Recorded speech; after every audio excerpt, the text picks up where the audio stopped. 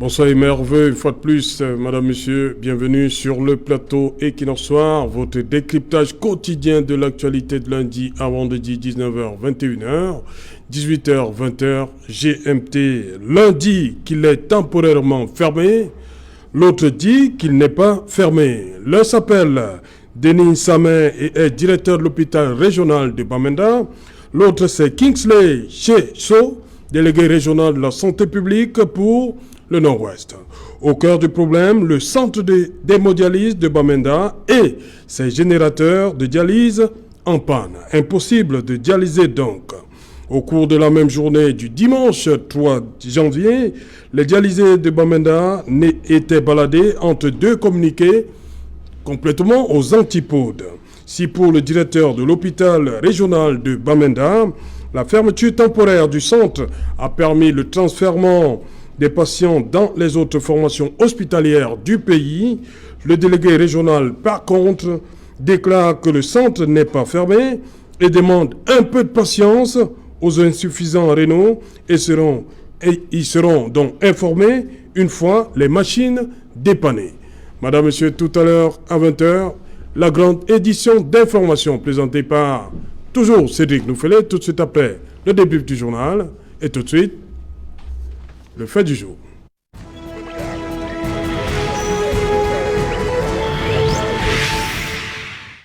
Centre public d'hémodialyse, sale temps pour les malades. Pour en parler, nous avons invité en plateau ce soir Docteur Tchemi Charlotte.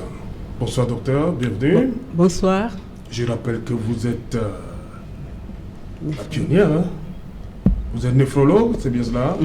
Dites-nous, expliquez-nous, ils sont là, ils nous regardent. C'est quoi un néphrologue? La néphrologie, c'est une science qui s'occupe des affections médicales des reins et des voies urinaires. Voilà. Et la néphrologie, quand on ne prend pas ça à temps, ça peut aboutir au stade d'insuffisance rénale chronique terminale. Et si le patient est en insuffisance rénale chronique terminale, seul moyen de traitement, c'est soit la dialyse, soit la transplantation rénale. Dialyse ou transplantation rénale. Voilà. Et au Cameroun, il n'y a pas encore de transplantation rénale. Il n'y en a pas encore? Non, okay. Il n'y a pas de transplantation rénale au Cameroun. Donc la seule méthode pour traiter ces gens qui ont une insuffisance rénale chronique terminale, c'est uniquement la dialyse, voire l'hémodialyse. Parce qu'on en reviendra, il y a deux types de dialyse, on en reviendra. Okay. Bonsoir, Baris Tamfou. You're welcome. Happy New Year. Bonne année également, hein, j'ai oublié la dame. Merci docteur, bonne année. Bonne année à vous aussi. Voilà. Barista, bonsoir. Happy New Year. Happy. Bonsoir Serge Alain, bonsoir mes co-panélistes, bonsoir à tous les Camerounais qui sont en ce moment en train de visionner Equinox. Et bonsoir aussi à tous ceux qui souffrent des maux du Cameroun, surtout ceux qui portent souvent leur voix pour exprimer un dysfonctionnement de l'État et que peut-être sont souvent en train d'être retrouvés en prison comme des prisonniers politiques. Bonsoir à toutes ces personnes. Voilà. Bonsoir Alain Jipou. Bonsoir Serge Alain Autou. Bonsoir aux copanélistes. Bonsoir particulier à Dr Tchemi. Et salut fraternel à tous les insuffisants rénaux du Cameroun. Vous allez me permettre de faire également un clin d'œil à tous les anciens élèves du lycée classique de Fumban, lycée Sultan, lycée Ibrahim Djoya de Fumban. Ils m'ont demandé de leur faire un coucou sur le plateau de Equinox. Je crois qu'ils nous suivent en direct. Okay. Et merci de l'invitation. Voilà. Albert Anatole là ici, bonsoir. Bonsoir Serge Alain. Oui. Je salue mes co-panélistes. Je profite de la pêche que vous avez tendue au docteur pour adresser mes vœux les meilleurs, n'est-ce pas? Pas seulement aux co-panélistes, mais surtout aux téléspectateurs de la télévision Equinox, mais davantage à l'équipe technique et également au top management d'Equinox. Merci pour eux. Hein. Je peux au moins répondre. Je n'ai pas besoin d'autorisation du PDG pour ça. J'ai dit merci. Bon, voilà, je reste avec vous, Albert Anatola, ici. Vous êtes journaliste, vous avez vu ces deux communiqués. Qu'est-ce que vous pouvez dire à chaud? Qu'est-ce qui se passe? Non, il se passe que vous avez deux styles de management. Oui. Vous avez un technicien qui est justement, il est en première ligne, n'est-ce pas, de la prise en charge des malades qui souffrent n'est-ce pas, d'insuffisance Là, rénale. vous parlez du directeur général de l'hôpital.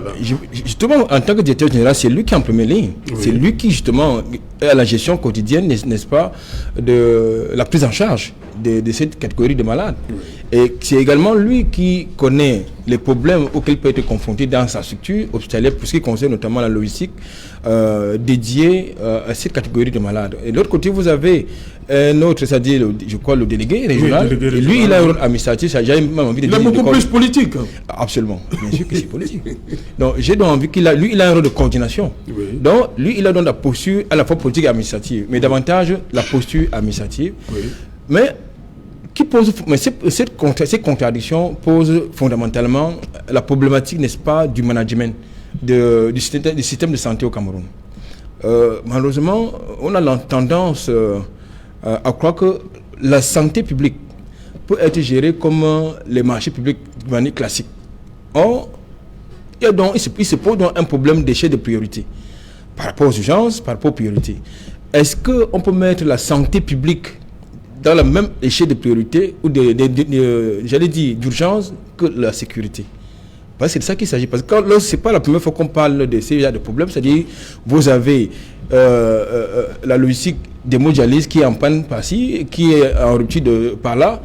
Ça veut donc dire que, est-ce qu'il n'est pas possible de pouvoir s'engager dans un programme de sécurité, c'est-à-dire des logistiques de sécurité? C'est-à-dire que, à peu près comme on fait avec les stocks de carburant, vous avez les stocks de sécurité. Oui. Donc, est-ce qu'on ne peut pas faire la même chose pour ce qui concerne, parce que tout le temps nous sommes confrontés à la même situation. Donc, je pense que le problème de fond, comme je l'ai indiqué tantôt, c'est la mauvaise politique de management du système de santé au Cameroun. Voilà le commentaire qui peut faire la chose. Ok. Barista, comment vous avez parcouru également ces deux communiqués? Quel commentaire? Serge Alain, is very embarrassing and even ridicule when when I read through those two communiques. It's like we are taking politics to play with people's lives. You see, among the two communiques, you ask yourself who is saying the truth and who is lying. Because when I read the two communiques, I understood that it is the director of the regional hospital who is saying the truth, because in Bamenda, that has a population of more than 2 million inhabitants. If we had to go with the last statistics, you only have one hemodialysis center. It's problematic. And when the specialist, the person who is on the field, sees that the machines are deficient and it draws the attention of his administration, they take a second communique to play politics with the lives of Cameroonians. I think we should be serious. There is no price for life, and those are patients who, I think, on a daily basis need those services, or even twice a week, because when your kidneys are not more functioning, blood, I'm not a scientist, but I know that blood is acting as a filter, and you have to have proper kidneys to make sure that the toxic substance that you consume have to go out. And when it has reached to a state that you are tied down to a machine, and that in the center in Bamenda, you don't have adequate machines to cater for, and the director of the hospital draws the attention of the government to say the machines are deficient, meaning that we have not had a projection that should we have this type of scenario, how do we proceed? They are referring people to other towns. Yeah. What about those who are having the same illnesses and maybe are far away from the central time? But those tell you that we are failing, or we have failed to put in place a health system that is going to give health assistance to people who are suffering. So to me, I think people are putting politics to play with people's life, and it's embarrassing, it's regrettable, because we are touching the bottom line. We should rethink about our health structure. A town like Bamenda cannot just have one hemodialysis center. It's impossible. We expect that at least the region, the divisions should have, the subdivisions should have. It's not today. We have been recording patients suffering from renal insufficiencies since some years back, 20 years back. So I think the government was supposed to put in place accompanying facilities to make sure that we don't find ourselves in this situation, because the second communique just came to redress politically what the director of the hospital was explaining. I think that's it. Voilà. Alain Djipo, vous, comment vous vous sentez si vous étiez à Bamenda, Alain Djipo? Vous, en tant que patient, vous êtes malade, comment vous vous sentirez après ces 2 communiqués? Non, je note en tant que malade d'insuffisance rénale que la vie des Camerounais tient sur un fil et que des responsables de la République ne prennent pas toujours la mesure de la situation qu'ils prévoient à un certain moment donné dans un certain nombre de secteurs d'activité. Et quand vous voyez la cacophonie qui vient de Bamenda, c'est l'illustration parfaite de la malgouvernance. Comment on peut expliquer que un centre public d'hémodialyse attende Yaoundé pour dépanner quelques générateurs en panne? Comment on peut expliquer que au moment où on parle de décentralisation accélérée, qu'on en soit encore à attendre un coup de pouce ou bien des instructions de Yaoundé pour faire fonctionner un centre d'hémodialyse dans une région? Donc je suis au regret de constater que cette cacophonie n'est pas pour arranger la condition existentielle des malades, parce que ils sont obligés maintenant c'est à qui mieux. Ils sont obligés de déferler carrément sur Douala ou Yaoundé ou ailleurs pour espérer assurer au moins 1 ou 2 séances d'hémodialyse par semaine, avec tout ce que ça comporte comme coût. Parce que figurez-vous, Bamenda n'est pas simplement au centre de l'actualité aujourd'hui. Bamenda, vous vous souvenez que c'est le point névralgique, l'un des points névralgiques de la crise du Nozo. Et s'il faut encore ajouter, à côté de la pandémie Covid, une autre crise sanitaire, cette fois-là appelée la crise de mismanagement liée à la gestion des centres publics d'hémodialyse, je dis c'est un peu trop pour une ville comme Bamenda, qui n'a qu'un seul centre d'hémodialyse avec à peine 10 ou une quinzaine de machines, qui sont aujourd'hui obsolètes carrément et n'arrivent même plus à prendre un seul malade en dialyse. D'où le cri d'alarme du directeur de l'hôpital. Le délégué dit qu'elle fonctionne, ces machines-là. Non, le délégué est dans... Elle fonctionne depuis 8 ans. Le délégué régional est dans un discours politiquement correct. Il ne s'agit pas de ça ici. On ne joue pas avec la santé des Camerounais. Il est question de trouver des moyens appropriés pour que le centre fonctionne de manière optimale. Et je suis quand même un peu curieux. Je voudrais m'interroger. Parce que pour ne pas dédouaner complètement le directeur de ce centre, j'ai une question à me poser, parce que j'ai parcouru un peu la loi de finances et à chaque fois, dans les précédents budgets, il y a une somme de 300 millions de francs CFA, je peux me tromper sur le chiffre, qui est allouée à chaque centre public d'hémodialyse. Alors, qu'est-ce qu'on fait donc de la maintenance? S'il faut qu'à chaque fois on se refait à Yaoundé pour dépanner une machine, pour arranger un système de traitement d'eau, pour acheter une compresse ou bien fournir de l'héparine et autres. Donc, moi, je me pose donc la question de savoir si la gestion est saine, la gestion des ressources financières, matérielles au niveau de Bamenda est saine, pour qu'on n'arrive pas à anticiper sur des crises comme celle que nous vivons en ce moment à Bamenda. Parce qu'il faut le dire, on est en crise.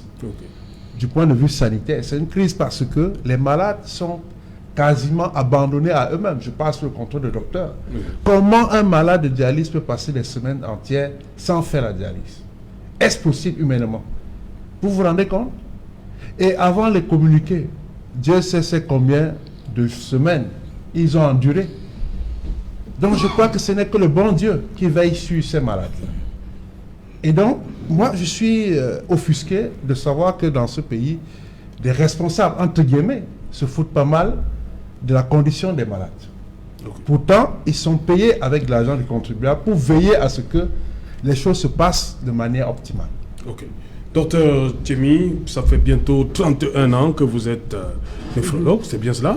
C'est bien cela. Depuis septembre 90, d'abord une question personnelle. Après est-ce que vous avez reçu dans votre établissement des malades qui venaient de Bamenda? Non, je n'ai pas encore reçu un patient venant de Bamenda. Ok. Voilà, vous dites qu'il y a 3 méthodes de prise en charge. Oui. Mais dites-nous lesquelles? En fait, il y a 2 grandes méthodes de prise en charge, de prise en charge d'un insuffisance rénale au stade terminal. Oui. Il y a soit la transplantation rénale, qui malheureusement ne se fait pas encore au pays, soit l'hémodialyse, la dialyse en général. Parce que la dialyse même est divisée en 2 parties. Il y a la dialyse péritonéale qui ne se fait pas chez nous, il y a l'hémodialyse qui se fait chez nous. Le problème, c'est que pour faire l'hémodialyse, c'est un traitement qui coûte excessivement cher.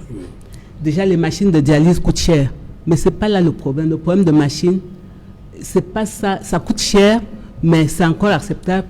Il y a ce qu'on appelle les consommables de dialyse, parce qu'à chaque dialyse, on utilise ce que nous appelons généralement un rein, des lignes artério-veineuses, l'aiguille à fistule, le bibac, les parines. Tout ça, ça coûte excessivement. Patient de dialyse, par personne, l'État dépense au moins, au bas mot, 60 000 francs par séance. Le patient paye 5 000 francs la séance de dialyse. Ça veut dire que 57... L'État supporte le reste. L'État supporte le reste. Bon, je ne veux pas être très pessimiste. L'État fait quand même beaucoup d'efforts, il faut le reconnaître. Parce que quand j'ai ouvert le premier centre de dialyse à l'hôpital général de Douala, la dialyse n'était pas subventionnée. C'est le malade qui payait par séance 90 000 de ses poches. 90 000 par séance de dialyse quand j'ai ouvert le centre à l'hôpital général de Douala. Et vous dites maintenant c'est 5 000? C'est 5 000. Oui. Donc vraiment, il faut applaudir. Il ne faut pas toujours voir le mauvais côté. Il y a aussi des bons côtés. Le problème des machines, les machines de dialyse, comme toute machine, comme même la voiture, au bout d'un moment, ça se fatigue. Et ça peut arriver qu'on croit que la machine est bonne. On branche le malade, on se rend compte qu'il y a un problème. Parfois, vous sortez avec votre belle voiture, mais arrivé là dehors, ça vous lâche. C'est comme ça. Il est vrai que pour qu'un centre de dialyse fonctionne parfaitement, il faut les techniciens d'hémodialyse, c'est-à-dire les techniciens qui sont spécialisés uniquement pour entretenir les machines. C'est très important. Je ne sais pas à Bamenda comment ça se passe. Je n'ai pas été à Bamenda, mais je crois qu'il doit quand même avoir des techniciens qui veillent sur les machines. Et les machines de dialyse, comme toute machine, comme toute, je ne sais pas quoi, a une période de vie. À partir d'un certain nombre de vies, ça commence à se fatiguer, comme un être humain d'ailleurs. Quand vous êtes jeune, vous êtes solide. À partir d'un moment, vous vous fatiguez. C'est pareil pour les machines de dialyse. Donc, pour ce problème de machine, peut-être c'est là où vous avez raison de parler de politique sanitaire. Il faut qu'on prévoie. Quand on achète peut-être 10 machines, je prends un exemple comme ça, 10 machines, on met les 10 machines, mais qu'on sache il faut savoir déjà que dans peut-être 5 ans, il faut commencer à remplacer machine par machine. On peut dire que bon, quand on fait les prévisions, on se dit, on met une certaine somme pour remplacer progressivement les machines. Et c'est ça le problème. Et le gros problème aussi qu'on a, comme je l'ai dit, les consommables. Les consommables de dialyse, c'est pas... On ne les fabrique pas au Cameroun. Il faut toujours les exporter. Les importer, pardon. Il faut toujours les importer, les consommables. Et si j'avais quelque chose à dire, j'aurais dit que peut-être, pour que tout marche bien, heureusement que la décentralisation est arrivée, je crois qu'il faut aussi qu'on décentralise les consommables. Qu'est-ce que je veux dire par là? Ça veut dire que chaque région puisse acheter elle-même ses consommables selon ses besoins. Je crois que là, on n'aura plus beaucoup de problèmes. Mais certains problèmes, comme je dis, ce n'est pas parce que l'administrateur de l'hôpital a mal géré. C'est des trucs qui peuvent arriver. Comme ça, on ne peut pas lui en vouloir. Il fait ce qu'il peut. Et quand il dit que les machines, que le centre fonctionne, ça veut dire que peut-être il espère que d'un moment à l'autre, il va arranger 1 ou 2 machines. Mais pendant ce temps, que font les malades? Et Le malade, alors, du coup, ça attend. vous dites combien de séances par semaine pour un Non, malade? l'idéal c'est 3 séances par semaine. 3 Ça, c'est semaines. l'idéal. Voilà. Mais Et là, on a ici, un chez nous au problème, Cameroun, les on a machines sont- 2 séances par semaine. Exact. Oui. Ah, oui, parce que c'est 2 séances par semaine, toujours pour le coût. Encore une fois, les séances de dialyse coûtent excessivement cher. Donc ça fait 10 000 par semaine. Par 10 000 malade. par semaine Oui. par malade. Oui. C'est 2 séances par semaine. Oui. Bon, quand le malade vient, je le comprends. Oui, oui, Quand le malade arrive et qu'il trouve que on ne peut pas le dialyser, première des choses, il a très peur. Il se dit, oh, je suis en train de partir. Ça fait beaucoup de stress pour lui. Le directeur de l'hôpital, lui, il est là pour essayer de trouver rapidement ce qu'il faut faire, comment pallier au problème. J'ai eu dit toujours par vous qu'on a transféré les malades dans d'autres il a centres. demandé, oui, dans Oui. d'autres centres, dans Parce que- d'autres villes, d'autres régions. Oui, parce qu'à impossible, nul n'est tenu. Oui. Et aussi, je crois que lui aussi, il se fait de soucis Voilà, pour les patients les et patients. il essaye de trouver la solution au problème. rapide. Albert Anatola ici, vous voulez ajouter quelque Non, chose? oui, écoutez, tout à l'heure, lors de ma première prise de parole, j'ai convoqué 2 choses. La première, c'était l'échelle de priorité ou d'urgence. Oui. La seconde chose, c'était, je posais la problématique du management, n'est-ce pas, du système de santé camerounais. Je voudrais quand même indiquer sur le compte du médecin qui est mon copanéliste, que nous sommes tous des potentiels malades. Bien sûr, C'est-à-dire que bien sûr. une indigestion alimentaire peut vous flanquer une insuffisance rénale. C'est Ce vrai. qui suppose donc que si vrai. Oui. on se retrouve dans ce genre de situation, il y a un problème en amont. C'est-à-dire, le problème en amont, c'est quoi? C'est que, est-ce que au Cameroun, la priorité du gouvernement, c'est l'amélioration du système de santé camerounais? Parce que lorsqu'on me parle des problèmes de maintenance, des machines de prise en charge des malades d'insuffisance rénale, moi, ça me fait peur. Ça me fait peur parce que on va précipiter justement les gens à la tombe alors que peut-être de manière prématurée, parce qu'il y a des défaillances d'un système. Je parle justement de ce mauvais management, parce que c'est en haut le maintenant. Peut-être d'autre côté, parce qu'il y a une autre opinion qui a carrément tiré à bleu rouge sur le ministre de la Santé publique sur cette question. Oui. Et il est possible, peut-être que je voudrais spéculer, qu'il est possible qu'il ait peut-être commandé d'autres machines. Maintenant, c'est lui qui commande, mais ce n'est pas lui qui paie le fournisseur. Mais là, ça m'amène à une autre réflexion. Vous vous rappelez des affaires des fameux ordinateurs PB qui ont coûté des millions de francs CFA aux contribuables camerounais, alors qu'on pouvait régler cette question autrement. C'est-à-dire en mettant en construction au Cameroun une usine de montage de ces ordinateurs. Ça allait créer non pas seulement les emplois, mais là, ça allait régler le problème d'ordinateurs. Je pense que on devrait utiliser la même formule pour ce qui concerne justement des kits d'hémodialyse, parce que on ne peut pas me dire que nous n'avons pas les intelligences au Cameroun pour gérer cette question.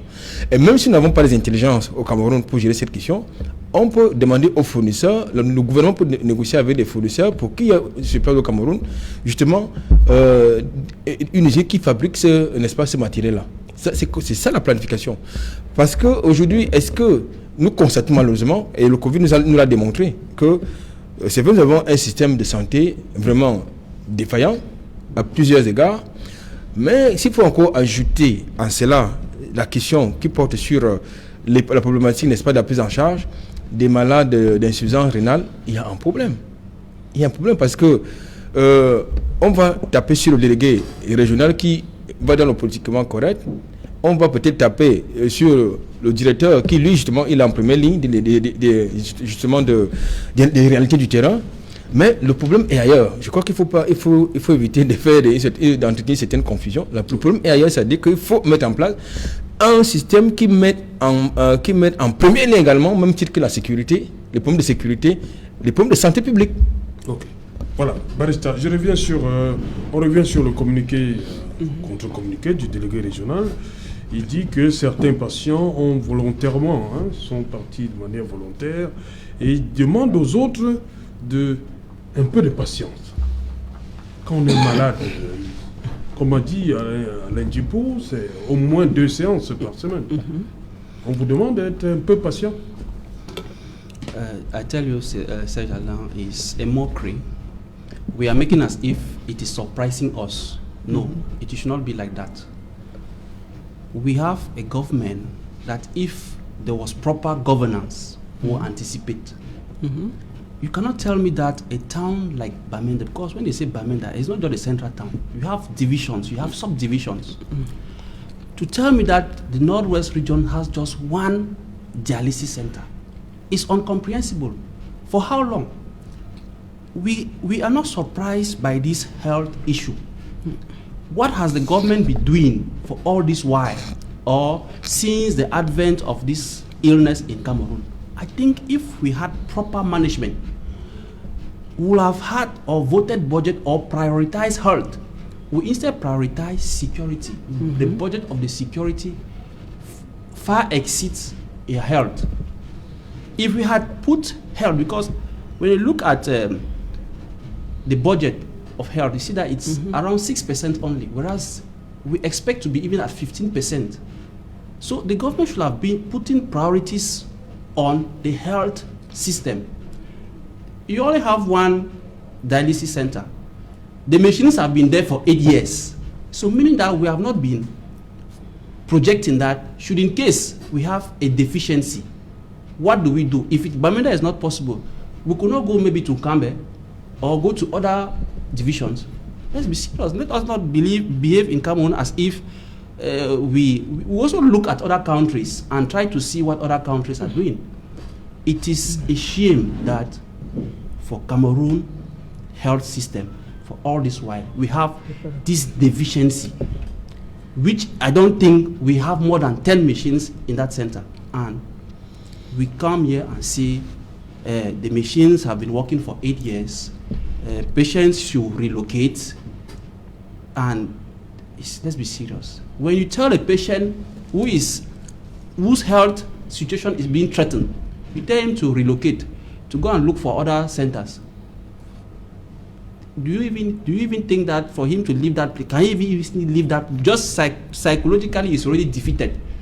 To know that he's unable to have first aid attention from the center. So I think to me, it's a poor political setup and a poor governance mechanism. That is the cause of this. We have had similar cases in Boya in 2009, which is recent. So the government should have anticipated that if we have this challenge, how do we do? We should not make as if it's just surprising us. So to me, I think the government is accepting or recognizes that it has failed and want to use politics to deviate the attentions of Cameroonians, because I think the priority of the government is to cater for our security, which goes with our health. I should be able to be sick, I go to a center and have treatment. If I am sick, and it's not only dialysis, we have other health challenges in Cameroon. So finally, at the end of the day, which sector or which health facility can you have in Cameroon without having to go stressful? Ok. Docteur Tchemi, avant Alain Dupont, qui veut également intervenir. Je voulais dire que nous, les Camerounais, nous avons, je ne sais pas si c'est un défaut ou une qualité, nous sommes trop pressés. Je vous ai dit, en 1990, il y avait un seul centre de dialyse. De 90 à maintenant, il y a plusieurs centres. On peut au moins se féliciter. On peut au moins féliciter ça. Les pays qui sont limitrophes chez nous, le Centrafrique, c'est maintenant qu'on est en train de faire leur centre de dialyse. Le Tchad, c'est maintenant qu'on vient de faire leur centre de dialyse. Pourtant, c'est des pays qui sont à peu près au même niveau que nous. Je crois quand même que... poser la question de savoir comment ça se passait avant. Vous avez dit que les premiers c'était en 90. Comment on faisait avant? Avant, c'était quand on avait l'insuffisance rénale, on était condamné à la mort. Il n'y avait rien à faire. À moins que quelques rares personnes qui pouvaient se faire évacuer en Europe partaient, ou je ne sais pas, dans d'autres pays africains, pas en Afrique centrale, parce qu'en Afrique centrale, il n'y avait pas de centre de dialyse. Il y avait un seul centre qui était au Gabon et qui était le centre de Madame Bongo. Le seul centre dans toute l'Afrique centrale. Et le Cameroun a ouvert son centre. Or, je me rappelle, dans les années 90, 91, 92, on recevait des malades d'un peu partout. Même de Guinée équatoriale, du Tchad, on les recevait un peu partout. Donc le Cameroun était déjà privilégié d'avoir un centre d'hémodialyse. Donc c'est pour dire que ceux qui nous dirigent quand même font des efforts. Bon, Paris ne s'est pas construit en une journée. Vous venez de dire que dans, par exemple, le problème tel que soulevé par les deux, c'est Ça tombe pas. Il faut quand même prévoir. Ça. Oui, il faut prévoir. Je suis d'accord. Je voulais dire, parce que lui, il a dit tout à l'heure que à Bamenda-Centre, ce n'est pas suffisant. Il faut, même dans d'autres coins de trucs. Non, commençons d'abord par, même quand ça a commencé en Europe et qu'on sort, commencez d'abord par les grands centres.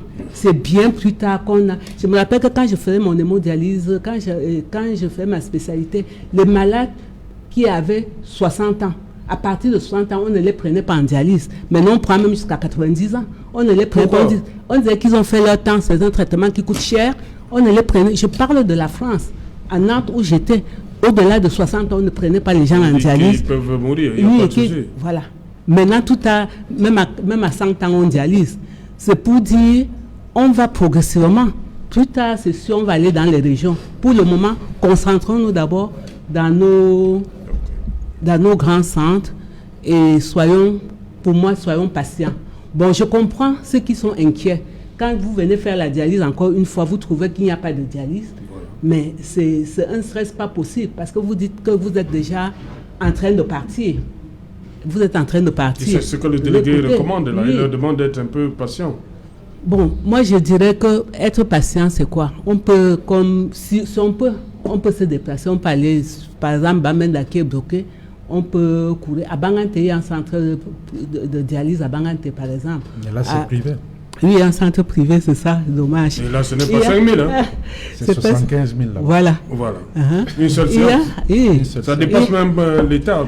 L'État, vous avez dit. Oui, justement, il y a un problème. Il y a à mon avis, il faut que l'État pense aussi à subventionner les centres privés de dialyse. Parce que les centres privés de dialyse, ne dialysent aussi les Camerounais comme les centres publics. Je ne sais pas, l'État peut subventionner aussi. Comme ça, je prends un exemple même sur moi, j'ai un petit centre privé de dialyse, il y a quelque temps, à l'hôpital général, ils étaient en rupture de stock de matériel de dialyse. Moi, j'en avais. J'ai m'appelé quelques-uns pour leur donner le matériel. Donc, si le centre privé était aussi subventionné, je crois que les malades n'auraient pas tant paniqué. Oui, okay. Je crois. Alain Dupont. Oui, je voudrais, à la suite du docteur Tchemi, noter que, oui, les efforts sont faits, mais on ne peut pas dormir sur nos lauriers. Il y a quand même... on va continuer à marteler, parce qu'au-delà de la subvention qui est conséquente, de 55 000 francs, il n'y a pas que les frais de dialyse. Parce que dit ainsi rapidement, c'est comme si c'était évident pour tout le monde. Je passe sous le contrôle du néphrologue. Nous avons des situations qui nous obligent à gérer l'hypertension, le diabète, parfois le VIH. Donc des facteurs qui sont des facteurs de propagation, n'est-ce pas, des facteurs favorables, des facteurs qui entraînent les maladies rénales. Qui sont même causes des maladies rénales, l'anémie, etc. Donc, pour pallier à certains maux, nous avons besoin, par exemple, des antihypertenseurs. Qui coûtent cher. Qui coûtent des yeux de la tête. L'érythropoïétine. Voilà. Parce que vos des injections pour, justement, pour remplacer l'érythropoïétine, les hormones que ne fabriquent plus les reins, pour doper les globules rouges dans le sang. Sinon, bonjour l'anémie. 4 000 unités coûtent 40 000, voilà. Au moins. Et donc, il faut 2 fois par semaine, je suis d'accord avec vous. Ce n'est vous. pas tout. Moi, je voudrais poser le problème de manière holistique pour qu'on envisage un paquet minimum pour chaque personne dialysée. Il ne faut pas simplement dire, oui, l'État a subventionné, mais après, il n'y a pas que les frais de dialyse. Il y a les médicaments, il y a des examens médicaux mensuels qu'il faut faire. Et ça coûte aussi cher. Donc, au bas mot, nous sommes, en termes de dépenses mensuelles, nous sommes sensiblement à 300 000 francs par mois, dans un environnement qui est le nôtre, c'est-à-dire où la morosité économique est de taille. Donc, moi, je voudrais aussi évoluer un peu dans mon raisonnement pour dire qu'on ne peut pas continuer simplement à dire que l'État fait beaucoup et s'en contenter. Moi, je pense que il y a d'autres mesures qui méritent d'être prises. Pourquoi faut-il attendre plusieurs années pour faire des études, pour organiser des séminaires, pour organiser des colloques, afin de dessiner un cadre légal pour la transplantation dans ce pays. Pourquoi? Est-ce que ça, on a besoin des gros sous, des gros moyens? Dresser le cadre légal, d'abord ça. Je ne parle pas du matériel qui va suivre. Le cadre légal, actuellement, ne favorise pas la greffe des reins dans notre pays. Donc, s'il y a des malades qui peuvent, parce qu'il y en a, qui peuvent se procurer des reins, ils sont bloqués par cet obstacle réglementaire et légal. Pourquoi ne peut pas... Le Cameroun a toujours sécrété des lois. Pourquoi là? Je suis tout à fait d'accord avec vous. Parce que la transplantation rénale ne se lève pas un matin, on fait la transplantation. Il faut un cadre, il faut bien encadrer ça. Voilà. Il faut encadrer par les lois. Très, très important. Voilà. Donc, il faut un comité d'éthique déjà pour essayer de voir quelles sont les conditions, ce qu'il faut faire, ce qu'il ne faut pas faire. Et il faut que les juristes, les juristes doivent étudier le problème. Il doit y avoir une commission. Dans cette commission, il y aura des médecins, il y aura des juristes, il y aura des laborantins, il y aura tout ce monde-là. Parce que sinon, on peut faire du n'importe quoi. Une personne est insuffisante rénale et en passant voir un enfant qui passe, attrape l'enfant, tue l'enfant parce qu'il veut ses reins. C'est possible. Donc, et puis, on peut obliger une personne à donner son rein. Or, les reins doivent se donner. On ne doit obliger personne. Une personne doit être volontaire pour donner volontairement le rein. Oui. Donc, ce qui fait que normalement, quand ils sont même le donneur, même quand il est dans la salle d'attente du bloc chirurgical, il faut une commission qui vient encore lui demander s'il est d'accord, si on ne l'a pas forcé. Donc il y a ce travail de déblayage. C'est un travail très important. Très important à faire. Je n'ai pas fini, j'allais rapidement pour sortir. Je voudrais donc ici m'interroger. J'ai le sentiment que tous les malades du Cameroun n'ont pas les mêmes droits. Vous voyez, ceux qui souffrent de VIH/SIDA, je n'ai rien contre eux. Tout est gratuit là-bas. Du dépistage à la prise en charge, en passant par des examens, toute la chaîne de prise en charge est gratuite. Je mets quiconque au défi qui me dirait le contraire ici, sur cette table. Pourquoi on ne peut pas envisager une telle initiative avec les insuffisants rénaux? Est-ce que les milliards qui sont détournés chaque jour dans les différentes administrations là ne pouvaient pas permettre à ce qu'on balance dans la prise en charge de ces insuffisants afin que des problèmes de machines, des problèmes de kits ne se posent plus? Il faut quand même poser les vrais problèmes sur la table. Et j'ai envie d'enfoncer le clou. J'ai eu dit par le ministre de la Santé publique que le chef de l'État a dit qu'il ne voudrait plus entendre parler des problèmes d'hémodialyse dans ce pays. Il a dit au cours de l'une de ses récentes sorties. Bon sang. Que valent donc les propos d'un ministre de la République aujourd'hui? Je ne parle même pas du chef de l'État. Donc il nous a vendu du bluff. À peine il dit cela, que Bamenda administre la preuve contraire de ce qu'il y a encore des problèmes. Je ne parle pas de Bamenda, je ne parle pas de Maroua, où les insuffisants rénaux étaient obligés d'organiser un sitting. À Bertois, on a certes apporté les kits qui manquaient au moment où des marchés sont passés. Et dans certaines personnes, on a bien indiqué marché passé livré, 20 000 kits. Alors qu'à Bertois, il y avait d'autres types de soucis. Les kits livrés ne coïncidaient pas avec les machines. Très important. Vous voyez à quel niveau on en est. C'est-à-dire qu'on ne prend pas la chose du malade insuffisant rénal dans ce pays avec sérieux. On balance des kits qui n'ont rien à voir, qui ne sont pas conformes aux machines qui sont utilisées de ce côté. De qui se moque-t-on? Donc, moi, j'ai envie de dire qu'il y a un certain nombre de choses.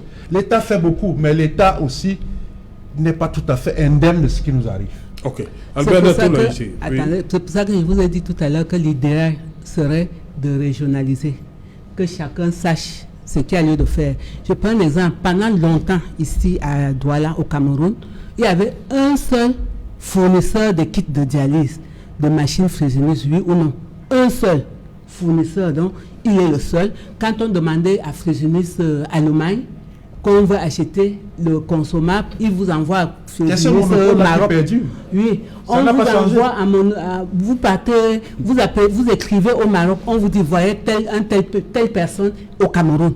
Donc la personne avait le monopole ou a le monopole et il fait Et celui qui était le régulateur de ces services, M. Ngoudou, avait été suspendu au mois de juillet 2019 par le ministre. Et nous, Aujourd'hui, à un moment donné, on a salué cet acte. On pensait que le ministre allait donner un coup de pied dans la fourmilière. Que non. Il a pris aussi la couleur locale des habitudes. Ouais, on va permettre aux autres de participer au débat. Albert Anatola, ici, on voit, il ne se passe plus, on peut peut-être dire ça comme ça, des semaines sans qu'on parle du problème des dialyse. Manque de kits. Hein. Qu'est-ce qui se passe?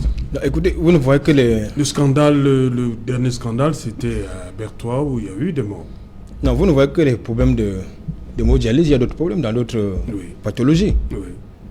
Donc, je voudrais mais par contre, c'est le sujet aujourd'hui. Non, je vais m'inscrire en faux. Je voudrais m'inscrire en faux par rapport à un argumentaire que nous sommes dans le sujet aujourd'hui. Alain indiquait et convoqué tout à l'heure relativement à la prise en charge, n'est-ce pas, des malades du VIH/SIDA. Je voudrais dire à Alain pour que les examens médicaux ne sont pas gratuits. C'est gratuit. C'est pas gratuit. J'ai fait une enquête là-dessus. C'est pas gratuit. Les institutions sont claires là-dessus. J'ai dit que c'est pas gratuit. Je vous assure que c'est gratuit. C'est pas sauf si c'est peut-être hier ou aujourd'hui. Maintenant, c'est pas gratuit, c'est vérifiable. Maintenant, pour revenir à votre question, tout à l'heure, j'ai parlé d'un problème de planification. Oui. C'est-à-dire que dans l'échelle des urgences, parce qu'il s'agit là d'une urgence, c'est-à-dire nous sommes dans les cas chroniques. Oui. Nous sommes là dans la prise en charge des cas chroniques. Oui, maladie chronique. Oui. Alors, nous, c'est donc une urgence. C'est une urgence médicale là. Donc, on ne peut donc pas entrer. Moi, je n'ai pas envie d'entrer dans le couloir que trace le docteur Tchemi. Parce que nous sommes dans l'urgence là. Qui consiste à demander aux patients qui sont dans l'urgence d'attendre. Je pense que si nous étions dans une logique de planification, on devrait assurer la maintenance de ces équipements. Ça, c'est un problème qui se pose également.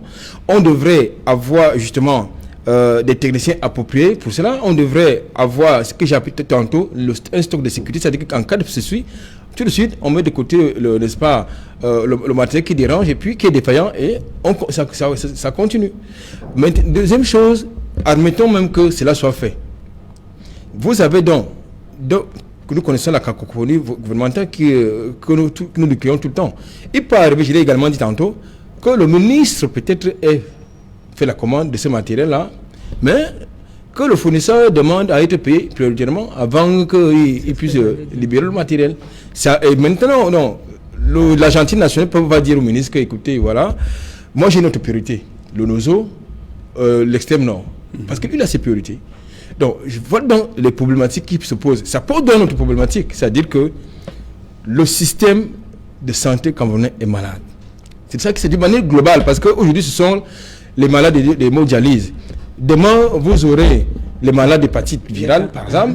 De l'autre côté, vous aurez peut-être d'autres types de catégories de malades. Donc, je pense que, d'une manière générale, parce que quand vous regardez, il y a l'enveloppe dédiée au ministère de la Santé publique. Ça veut dire qu'en fait, pour le gouvernement, ce n'est pas une priorité, la santé publique.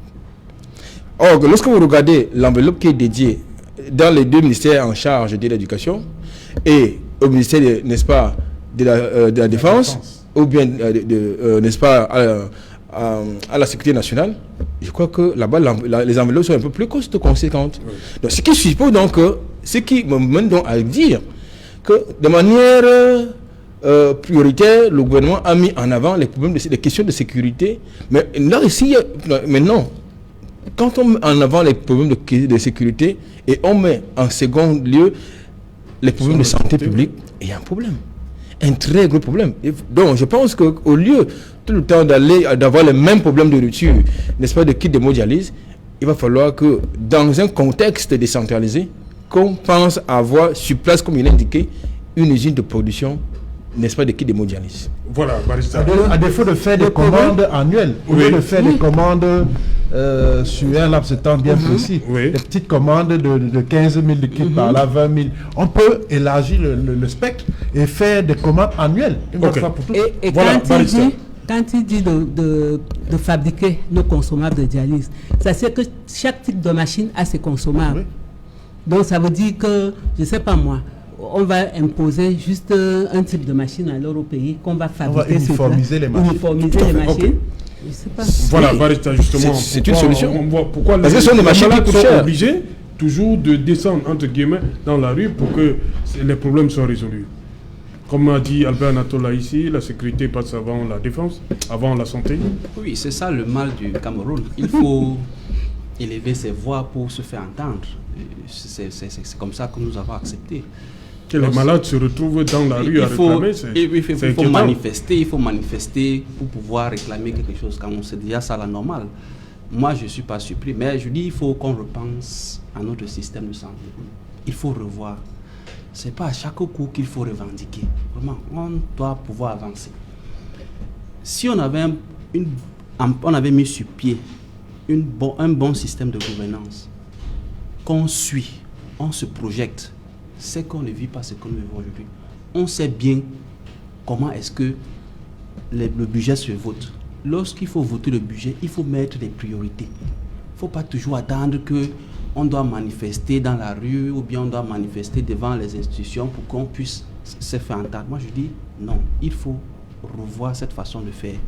Et si nous ne continuons pas, nous allons toujours enregistrer à chaque coup les morts et les morts. Il faut refaire, il faut avoir les états généraux ou bien regarder même d'autres projets politiques de d'autres partis politiques. Si on pense que peut-être le système qu'on a mis en place est déjà obsolète, qu'on essaye aussi de regarder à côté pour voir qu'est-ce que les autres proposent.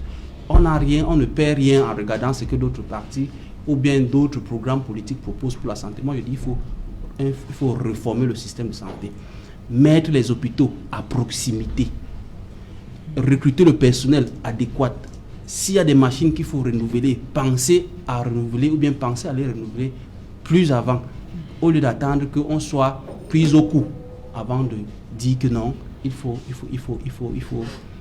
aller dans un autre centre ou bien jouer à la politique avec les vies des Camerounais. Moi, je dis non. Voilà, on va revenir sur cet élément. Alain Djipou, délégué régional contre le directeur de l'hôpital. Ça va s'arrêter là? Quelqu'un doit tomber? Ou bien quelqu'un va tomber? Non, je pense que ce bras de fer n'a pas sa raison d'être. Oui. Je crois qu'on doit savoir raison garder. La priorité ici, c'est le malade. Ce n'est pas la querelle de chiffonnier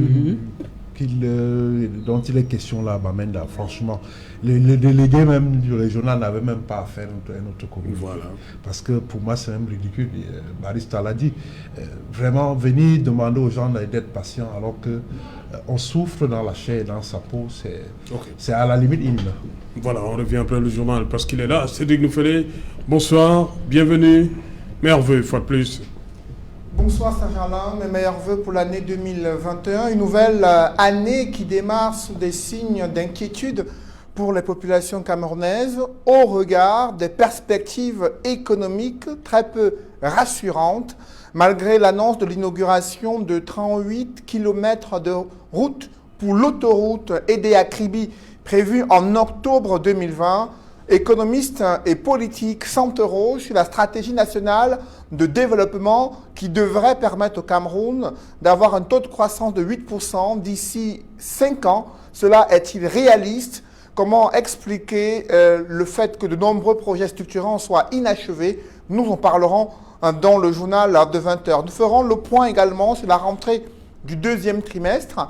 Enseignants et élèves révèlent que les performances ont été en deçà des objectifs durant le premier trimestre en 2021 et pour cause, le système du mi-temps scolaire est un véritable casse-tête pour la communauté éducative. Quelles sont les difficultés rencontrées?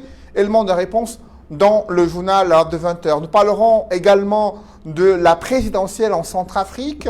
Aux dernières nouvelles, le président sortant Faustin Archange Touadéra a été réélu avec plus de 60% des voix exprimées en sa faveur. En attendant la confirmation de l'Agence nationale électorale, nous en parlerons dans quelques instants. Sajala.